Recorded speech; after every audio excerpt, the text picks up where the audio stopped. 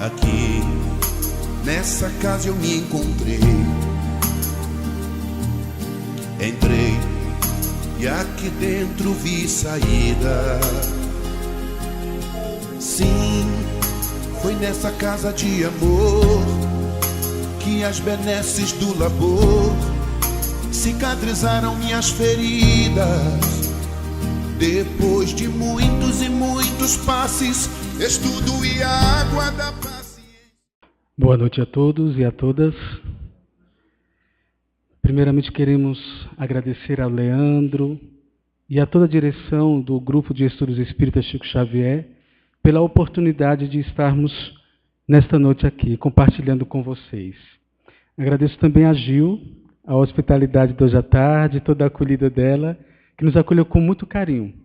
Gil e um casal de amigos do nosso irmão aqui.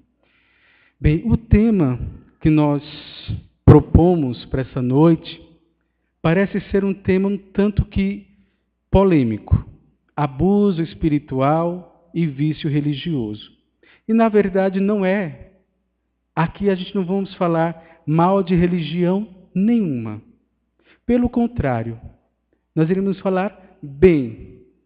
Porém, nós vamos ver o que se torna vício dentro de uma religião e o que se torna abuso dentro de uma religião. Mas para que nós possamos compreender o que é um abuso espiritual e o que é um vício religioso, se faz necessário compreendermos o que é religião e o que é espiritualidade, para que nós possamos distinguir esses dois conceitos para identificarmos vícios e abusos religiosos, e que são muitos, e que vocês vão talvez se identificar na sua trajetória enquanto espíritas ou enquanto portadores, não portadores, mas quanto professavam outros credos. Primeiro, o que é religião? Religião é um conjunto de princípios, crenças e práticas de doutrina. Ok.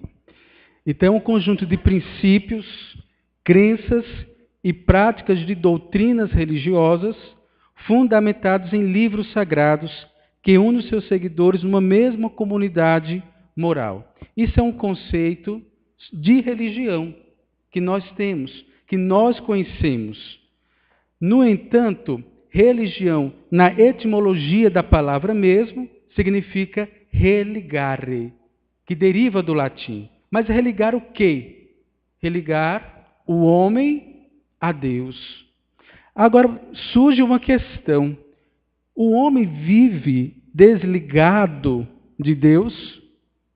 Ou apenas é um termo que utilizamos para compreender melhor a religião? Eu, particularmente, não acredito que em nenhum momento o ser humano ele fique desligado de Deus. Em nenhum momento. Todos nós, por mais ruins que sejamos, por mais mal que sejamos, ainda temos uma ligação com o divino. Temos essa ligação com o sagrado. Nunca perdemos este elo de ligação. Porque se nós perdermos, tadinho de nós. Então, para mim, não existe esse desligamento. Nós estamos ligados constantemente a este divino que é Deus. E quando ele fala aqui que nós estamos reunidos em torno de um livro sagrado, me refiro aqui às religiões. Por exemplo, a Igreja Católica, a Igreja Protestante, ela está ligada com o quê? Qual é o livro sagrado? A Bíblia. Os judeus, o Alcorão, né? Não. Alcorão. Os muçulmanos, esqueci. Os muçulmanos, ou melhor, é o contrário. A Torá, que é dos judeus, o Alcorão, que é dos muçulmanos.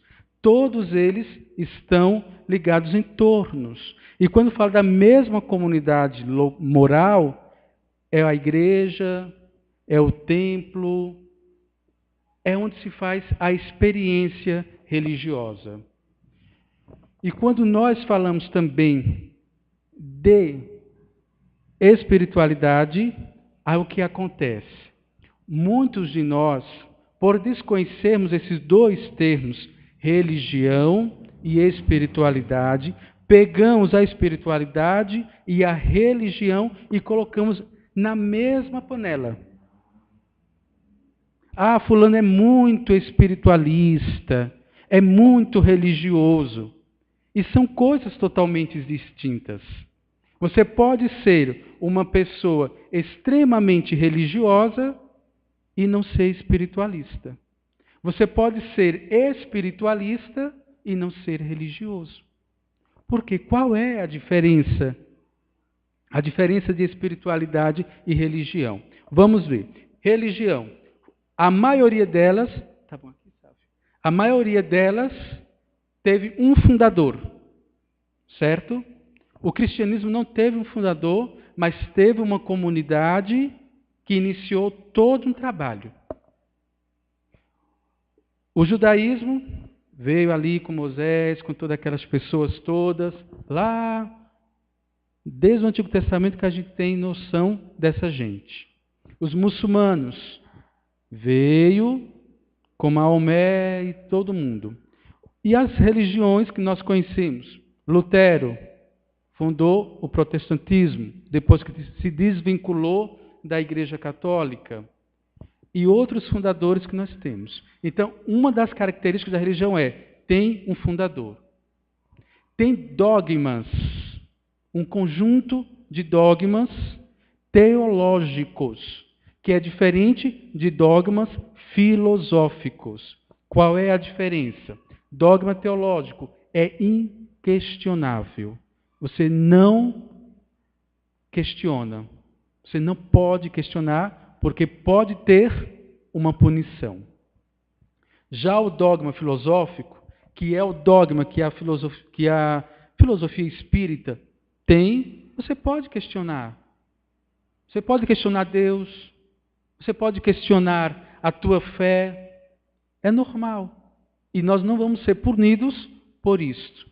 Então vamos tratar isso como um dogma teológico ou filosófico. A religião tem rituais, tem seus cultos, tem a sua liturgia, que por sinal são belíssimas, principalmente da Igreja Católica. Eu acho fantástico a liturgia católica. Bem organizada, bem feita, é linda. Eu digo porque tive a experiência de ser, na minha vida, 5 anos religioso, ser frade, durante 5 anos da minha vida. Então é linda, mas tem o seu conjunto de crença, tem tudo. Diferente da espiritualidade. A espiritualidade é totalmente diferente. Por quê? O Dalai Lama, ele define a espiritualidade da seguinte forma: espiritualidade é aquilo que produz no ser humano uma mudança interior. Isso o Dalai Lama. O Dalai Lama me parece que é budista, né? E ele fala que a espiritualidade é aquilo que produz no ser humano uma mudança interior. Não é muito diferente da ideia que o Espiritismo tem. Qual é o grande convite do Espiritismo para nós? Uma reforma íntima. Não tem muita diferença da espiritualidade, né? Todos nós estamos convocados a ter essa reforma íntima. Isso vai nos falar lá no Evangelho, quando vai falar sobre o homem de bem, vai elencar muitas coisinhas lá. O homem de bem deve ser isso, o homem de bem deve ser aquilo outro. E se nós observarmos, será bom para cada um de nós. A espiritualidade faz parte da natureza humana, enquanto que a religião não. A religião ela é instituída, ela está ali. Eu escolho a religião. Se eu me sentir bem no Espiritismo, Bacana. Se eu gosto do candomblé, perfeito. Se eu gosto da Umbanda, também. Se eu gosto de ser evangélico, perfeito. Não há problema. Mas a espiritualidade, ela é diferente. Todos nós temos esse processo, conseguimos construir esse processo de espiritualidade. É uma conquista e um progresso individual. Eu não posso tomar as decisões espirituais de uma conquista espiritual, de uma vida espiritual dele. Nem ele, tampouco da minha. Porque somente eu, nesse meu processo, na minha existência, é que eu posso crescer espiritualmente. É um trabalho pessoal. Não é um trabalho coletivo. É pessoal. A espiritualidade consiste, enfim, na busca pessoal do sentido para o próprio existir e agir. A próprio sentido e agir. Dar sentido à nossa existência. Dar sentido na nossa ação. Eu não posso viver uma espiritualidade. A espiritualidade, ela não é morta. Eu não vou ficar estagnado. Eu tenho que ir, buscar, lutar constantemente para atingir. Imagine se todas aquelas propostas que no capítulo 17 do livro do Evangelho segundo o Espiritismo, que é totalmente ação, que são só verbos ali. Né? Me tornar uma pessoa melhor e eu ficar acomodado no meu cantinho, na minha igreja, no meu grupo religioso, e não dar passos para uma reforma. Então não dá. Tem que ter ação. Eu vou agindo de acordo com as minhas potencialidades, respeitando os meus limites, a minha caminhada. Eu não posso dar passos largos. Se eu não consigo me adequar em algumas, ou melhor, crescer em algumas situações, então naquele momento eu não vou morrer por isso. Eu vou me esforçar para melhorar aquilo cada vez mais, porque senão não dá conta. É um dom gratuito que nos é oferecido, que podemos ou não aceitar e cultivar. É interessante tudo isso, porque é um dom. E dom é presente de Deus. E você aceita ou você não aceita. Você cultiva isso ou você não cultiva. É simples. Então, esse é o conceito de espiritualidade, que é algo inerente ao ser humano. Estar ali. E eu devo cultivá-lo completamente. E religião é algo que está estruturado. Está completamente estruturado com seus dogmas, com seus credos. E aí é que entra a questão do vício. Religião pode se tornar vício para nós? O que é que vocês acham? Pode. Muitos motivos nos levam a crer que as religiões se tornam vícios para cada um de nós. E quando é que esses vícios a gente consegue observar que esta religião, em vez de me tornar uma pessoa melhor, está me tornando uma pessoa cada vez pior? Existem alguns meios que a gente pode identificar, sim. Usar a religião para evitar problemas sociais e emocionais. Quando nós estamos dentro de uma comunidade religiosa, seja ela aqui, no Centro Espírita, seja ela na Igreja Católica, na Igreja Protestante, em qualquer local onde se professa um credo, e eu transfiro para essa religião coisas minhas, melhor explicando. Por exemplo, um drogado não é simplesmente porque um adolescente, um jovem, um senhor, uma senhora, ele está drogado porque ele quis. Talvez, na maioria das vezes, Alguma coisa ocorreu na sua história de vida que o fez chegar até lá, naquela situação. Pode ter sido uma desilusão amorosa, uma falta de oportunidade de trabalho, os pais, por serem muito rígidos, por não aceitar a sua forma de ver o homem, de ver o mundo, o levou a chegar a algum local, às drogas. Da mesma forma, a religião também, às vezes, a gente transfere para a religião esses nossos problemas. Esses nossos problemas. Tem uma história muito interessante que não é real, é uma metáfora de uma senhorinha muito cristã, muito católica, orava muito, mas muito. Era grupo de oração. Gente, não estou fazendo crítica a nenhuma igreja. É uma metáfora, por favor. Era muito católica, muito de oração, muito de missa, muito de terço. E vivia implicando com o marido. Porque o marido não ia para o grupo de oração, o marido não ia para a igreja, o marido não rezava. E ela ficava todo o tempo brigando com ele. Olha, você tem que rezar. Você tem que ir para o grupo de oração, você tem que ler a Bíblia. E um dia, bateram na porta, e quando ela foi atender, era Jesus. E Jesus, ela, surpresa, Jesus aqui na minha porta, que maravilha, entra, e fez toda aquela cerimônia com Jesus. E Jesus perguntou onde é que estava o esposo dela. Ela falou, não, está lá na sala assistindo futebol. Tudo bem. E Jesus caminhou até a sala. Ela fez aí, pronto, é agora. É agora que Jesus vai transformar a vida dele. É agora que Jesus vai dar um novo sentido para ele. E ele vai se tornar uma pessoa de fé, de oração, de ler as Sagradas Escrituras. E passou um tempo e Jesus nada de voltar.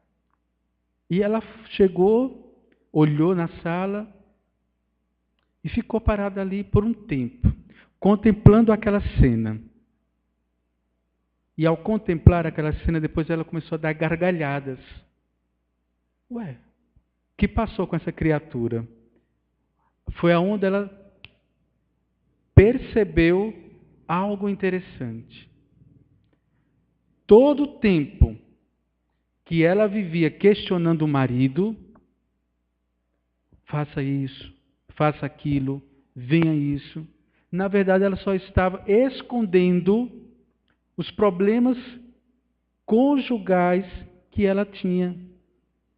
Que ela não parava para conversar com eles, com o marido. Não parava para buscar uma solução para aquela situação que ela estava vivendo. Ela colocava a religião em primeiro lugar.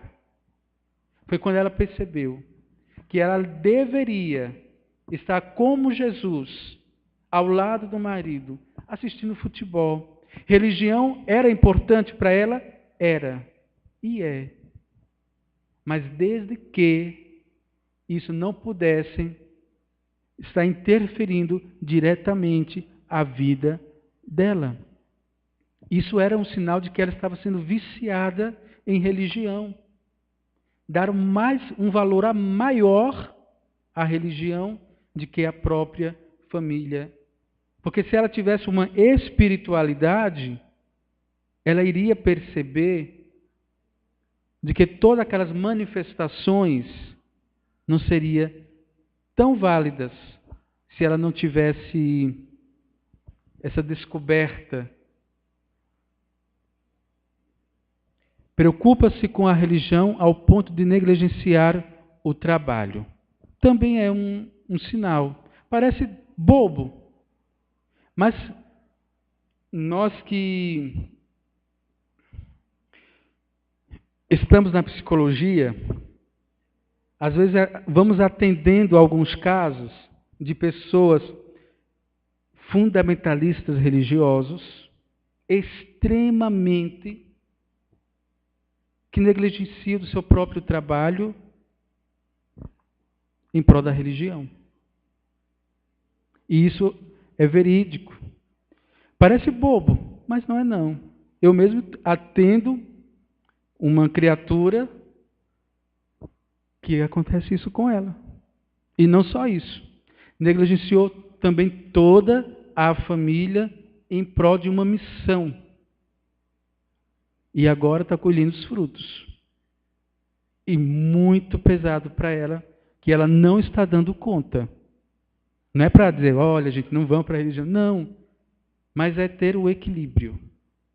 O equilíbrio na fé, o equilíbrio na oração, também. Por que não? Amigos e familiares notam uma religiosidade extrema. Isso também é tão complicado. Quando eu era adolescente, é uma história minha, eu entrei em um movimento religioso da Igreja Católica, um movimento pentecostal, não vou falar, mas bem pentecostal da Igreja Católica. E hoje eu paro para pensar, vejo, gente, o quanto que eu também fui viciado em religião, o quanto que eu também negligenciei a minha própria família em prol da religião. E na minha adolescência, gente, eu não perdia uma missa. Eu trabalhava o dia todo, à noite estudava, quase não via a minha família. Chegava o final de semana, o que ocorria? Missa de manhã, grupo de oração à tarde, grupo de jovem também, missa à noite. 2 missas à noite. No domingo também, missa, oração, grupo de jovem, tarará, tarará. Todas essas coisas. E a minha família em casa. E eu nem aí para minha mãe, para o meu pai, para minha irmã. Até que um tempo a gente vai percebendo, vai caindo a ficha e vê que não é tão importante. Que a família, sim, tem esse papel importante na nossa família. E algumas religiões, elas utilizam a religião como uma desculpa para ser abusivo, ou seja, alguns religiosos. Tá, eu sou religioso, e por ser religioso, eu vou utilizar da minha autoridade religiosa, do meu posto em que eu estou, para ser abusivo. Para determinar coisas que não lhe convém. Para determinar coisas. Eu não tenho autoridade, ninguém tem autoridade de dizer, olha, faz ou não faz. Faz ou não faz. A própria pessoa, no seu processo de sua existência, com o seu livre-arbítrio, é ela que vai ter essa capacidade de avaliar os seus procedimentos. Se eu devo ou não fazer algo. Aí é que já entra os abusos religiosos. Não tenho, e ninguém tem essa autoridade de querer, por exemplo, que ela seja espírita, de que ele seja evangélico. Porque quando eu faço isso, eu vou abusando da minha autoridade como religioso. Isso é abuso religioso. Quando eu quero impor a minha crença, a minha fé para o outro, não respeitando a decisão e as vontades que o outro tem. Isso é complicado. Isso se dá em todos os lugares. Você está no centro espírita, lá em Panelas, acontece. Pessoas que são fundamentalistas no movimento espírita. Meu Deus do céu, você está com fulano porque é da Igreja Católica, eu não quero nem. Chegou na minha loja, não quero um panfletinho se vier entregar lá, não quero um diálogo, não quero nada. Por que não? Por que não dialogar com o outro que é de outra religião? Por que acreditar que, por eu ser espírita, por eu estar dentro dessa filosofia que transformou a minha vida, mas talvez não seja a filosofia que vai transformar a vida dele. Talvez ele não se encontre naquele espaço. Raul Teixeira tem uma pequena palestra que ele vai falar, gente, se uma pessoa chega na casa espírita, mas gosta de os bombinhos e gosta de estar com outro vestimento, então vá para um candomblé, para um umbanda, que vá. Se gosta de acender velhinhas para um santo, que vá para a igreja católica. Que gosta de fazer evangelismos em praça, gosta de discutir bastante a Bíblia, que vá para a igreja evangélica. Mas eu impor, aí é complicado. Porque é a minha visão de mundo e de religião que eu quero que o outro veja. E vai tudo ao contrário com a espiritualidade.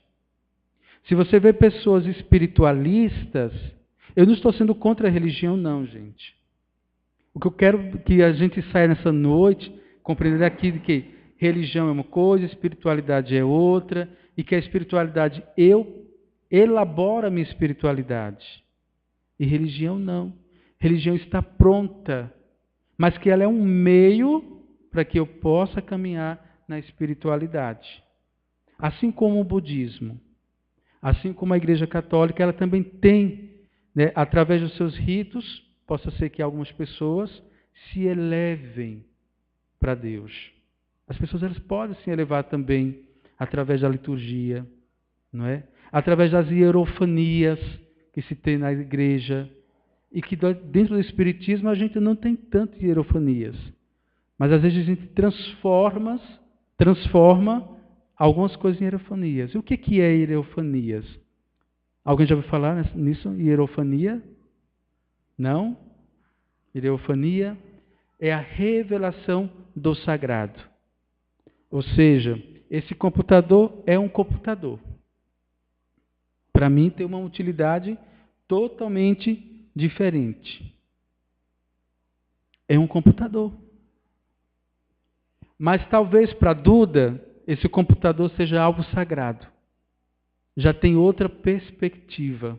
Já consegue ver algo diferente. Por exemplo, nas igrejas tem um altar. O altar não é sagrado para aquela pessoa. Não se pode fazer nada de errado naquele território, porque ele é um território sagrado. Aí vê, nós temos sala de passe. Nós temos um cuidado especial para a sala de passe? Creio que sim. Então se torna, não no sentido de idolatria, nada disso, mas se torna algo que ali tem algo diferente, tem uma energia que a gente crê que é diferente. Então é a revelação do sagrado. São as hierofanias. Isso são a revelação do sagrado. Por isso que nós temos as pedras, os cristais, o que mais? As bíblias, tudo que a gente dá um sentido religioso, um sentido de sagrado, são hierofanias. E nós utilizamos constantemente em nossa vida. Tudo nós temos essa questão. Outra coisa que a gente percebe que uma pessoa ela é um pouco viciada em religião é quando se fala de fundamentalismo. Quando ela não suporta ouvir alguém falando mal de sua religião. Apesar de que nós não devemos falar mal de religião nenhuma. De nenhuma. Mas quando alguém chega, olha, um monte de catimbozeiros estão ali, fazendo o que eu não sei. Mas, na verdade, sempre falam isso. E até foi essa semana, não, faz um mês mais ou menos, né? Que chegou uma família lá na comunidade, lá na fraternidade, E disse, olha, eu estava ali no postinho, porque fica bem próximo de um postinho de saúde, e ele viu a placa, né, Fraternidade Espírita André Luiz, aí perguntou se era uma casa espírita. Aí disseram a ele, não, ali é uma coisa de catimbozeiro, de macumba. Veja o tamanho da ignorância. Então, quando nós ouvimos isso, às vezes a gente quer responder, querendo ou não, às vezes a gente quer responder à altura. Mas se a gente começar a observar, faz sentido a gente responder à altura? Não faz. Se a gente responder dizendo, não, ali não ocorre nada demais. O que ocorre são os irmãos que se reúnem para sermos gratos a Deus, para estudarmos o Evangelho de Jesus, para termos conhecimento. Vai adiantar alguma coisa para muitos? Não. Só a experiência é que vai mudar essa concepção. Eu não posso falar mal de um culto evangélico porque eu nunca fui a um culto evangélico. Então eu não posso falar mal. Eu não posso falar mal da Umbanda porque eu nunca estive numa casa de Umbanda. E tampouco de um candomblé. Eu não conheço os rituais. Isso é chamado de ignorância. E quando a pessoa ela se irrita com alguém que fala mal da sua religião, está um pouco viciada em sua religião.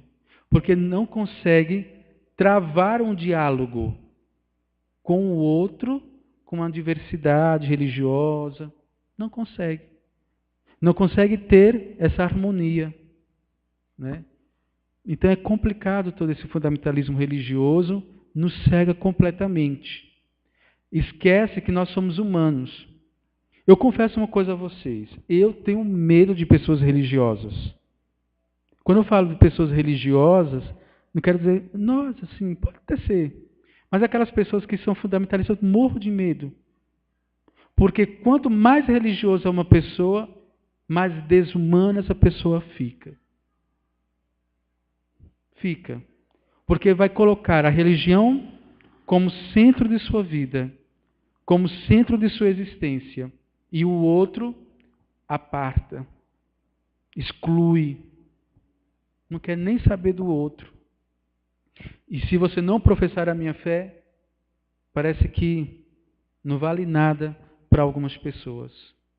Agora, a pessoa espiritualista, a pessoa que tem uma espiritualidade, pelo contrário, ela quer estar com o outro. Ela quer estar em um momento de convivência, de comunhão. Não quer estar isolada. Estar isolado não faz sentido para quem é espiritualista. Porque nós só vamos crescer com o outro. Todo crescimento espiritual é com o outro. Então, cada vez mais que eu sou religioso, eu me distancio do ser humano. Quanto mais espiritualista eu sou, mais eu me aproximo do outro e de Deus. E da espiritualidade. Não sei se para vocês faz sentido isso, mas para mim faz. Para mim faz muito sentido quando eu estou nessa experiência com o sagrado, tudo isso aí vem à tona. E a doutrina espírita ela tem essa possibilidade de nos colocarmos frente a frente com a espiritualidade. Falava no início do capítulo 17, mas nós também temos a questão 918 do Livro dos Espíritos, que vai falar sobre o homem de bem. E esse homem de bem que Kardec fala e que os Espíritos falam, ao meu entender, é uma pessoa espiritualista. Porque o Espiritismo, ele tem essa questão religiosa por crer na moralidade do Cristo, por ter os evangelhos. Mas se não for isso, não tinha uma questão religiosa. É tanto que a gente estamos isentos de tantas coisas, de ritos, de liturgias, não é? Então, a espiritualidade nos possibilita isso.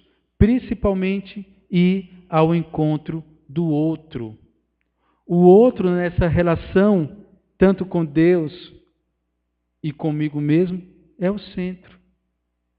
E a gente vai se conhecendo, se conhecendo. E vamos conhecendo as joias preciosas que nós temos. E vamos lapidando essas joias. Essas joias que nós temos, a gente sempre pensamos em joias, em coisas.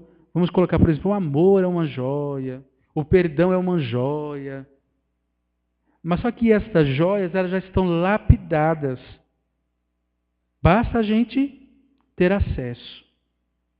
Mas nós temos outras joias que estão bem dentro de nós e que nós conhecemos muito mais do que o amor, do que o perdão, do que a fraternidade, do que a humildade.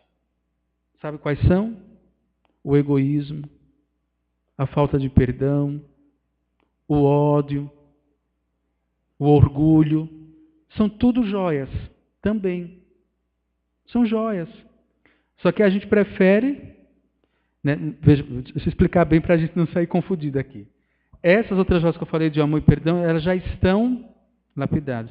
Mas a partir do momento que eu reconheço que eu, Lamartine, tenho orgulho e vou trabalhando isso dentro de mim, esse orgulho tornar-se-á um dia uma joia. Eu lapidei, passou, se transformou em algo bem melhor do que era. Para mim faz sentido. O amor também. Ou melhor, o ódio ou o desamor também. Quantas vezes eu vou pensando, Lamartine não está amando o suficiente. Lamartine não está perdoando o suficiente. E assim vai. E aos poucos eu vou trabalhando isso. E todos esses sentimentos que nós dizemos que são sentimentos totalmente negativos, eles vão se transformando em algo belo. Porque eu vou me transformando, eu vou mudando junto com ele. Os meus sentimentos vão mudando, a minha forma de enxergar o mundo vai mudando, a minha forma de tratar o outro vai mudando. E eu vou me tornando uma pessoa espiritual. Uma pessoa que tem espiritualidade, que é mais importante do que religião. Você ser espiritual, sim, é mais importante do que você ter uma religião. Eu acredito que todos nós temos que ter uma religião. Sim, temos que ter. Há uma necessidade do ser humano, desde os primórdios, em crer em algo. Há uma necessidade. Mas, desde que essa religião ela não possa ser o centro da nossa vida. Mas que eu possa, cada dia, crescendo espiritualmente. E nós temos grandes exemplos de pessoas que não tiveram uma religião e que foram pessoas espiritualistas. Jesus, ele teve uma religião, sim. Mas Jesus era muito desobediente na sua religião. Jesus, ele não seguia à risca o que o judaísmo pregava. Jesus é, como diz o próprio, as entidades espirituais, que Jesus é o nosso modelo para seguirmos. E é. Mas eu também preciso seguir os meus passos também. Ele é modelo. É modelo de perdão, é modelo de amor, é modelo de fraternidade. Mas eu não posso ficar só, Jesus é modelo. Mas Jesus também é verbo e não é substantivo. Jesus é verbo, Jesus é ação. Então, quando eu tenho uma experiência com o sagrado, independente que sagrado seja esse, é uma experiência de ação. Aí eu vou caminhando, eu vou transformando toda a minha existência, pouco a pouco. Sem muitas coisas, no meu ritmo. Não adianta você querer atropelar as coisas, com o meu ritmo. Não tenho só essa encarnação. Eu sei que não vou ser perfeito nessa encarnação. É impossível você ser perfeito nessa encarnação. Terá outras oportunidades para que você possa voltar. Mas essa é melhor hoje. Em que eu preciso melhorar? Em que eu preciso modificar? E começar esse processo de reforma íntima e de espiritualização, que é o mais importante. né? Porque a gente olha para alguns dos nossos irmãos, sem julgamento, para os nossos irmãos religiosos, e às vezes é tão vazios, tão vazios, tão vazios. Mas estão numa religião. E às vezes a gente olha para uma pessoa que se diz ateu, ou que não professa nenhuma religião, mas que crê em algo, numa força maior, não sei, mas que traz dentro de si uma espiritualidade que a gente, quando conversa com ele, com ela, a gente sente algo diferente. A gente sente algo que divino. Não sei se você já tiver essa experiência. Ou quando você encontra pessoas que conseguem conciliar o religioso e a prática espiritual, como o Leandro. Não é? A gente até conversava quando vi que Leandro é fantástico. Consegue, a gente sente algo diferente em Leandro. Sente algo diferente. Ou, como eu tenho um grande amigo que é pastor de uma igreja lá em Caruaru, que fantástico conversar com aquele homem. Como é bom sentar e conversar com ele, porque você sente algo diferente. Você sente algo que é real, não é demagogia, mas a experiência que ele tem com o sagrado se presentifica no diálogo que nós temos. E isso é fantástico. E quantos irmãos espíritas também que ao longo da nossa caminhada a gente vai se encontrando e vamos sentindo isso. Porque eles souberam canalizar bem. Souberam colocar o sagrado, a espiritualidade com a sua fé. Que é um caminho. Está aí para ajudar. Mas eu tenho que saber lidar com tudo. Eu não posso ser abusivo. Eu não posso querer que ela seja isso. Mas eu tenho que ser. E ser um bom espírita. Ser um bom cristão. Ser um bom budista. Ser um bom. Allan Kardec, no Evangelho segundo o Espiritismo, fala que a verdadeira religião é aquela que transforma um homem em bem, um homem de bem. Que dê essa oportunidade para que você seja um homem de bem. E o Espiritismo, graças a Deus, nos dá todo esse mecanismo. Basta eu querer, basta eu me esforçar. A espiritualidade está aí para nos ajudar. E ela vai nos ajudar. Acredito eu, que era o que eu tinha que passar para vocês nesta noite. Agradeço, Leandro, a oportunidade. Não sei se me fiz compreender a todos, mas de verdade estamos aqui com muita alegria. E trazemos um abraço da Fraternidade Espírita André Luiz para todos. Vinha mais gente, mas não deu para vir. Então, muito obrigado a todos e que possamos seguir buscando sermos pessoas espirituais, espiritualistas. Religião é bom até um certo ponto. Então, muita paz a todos.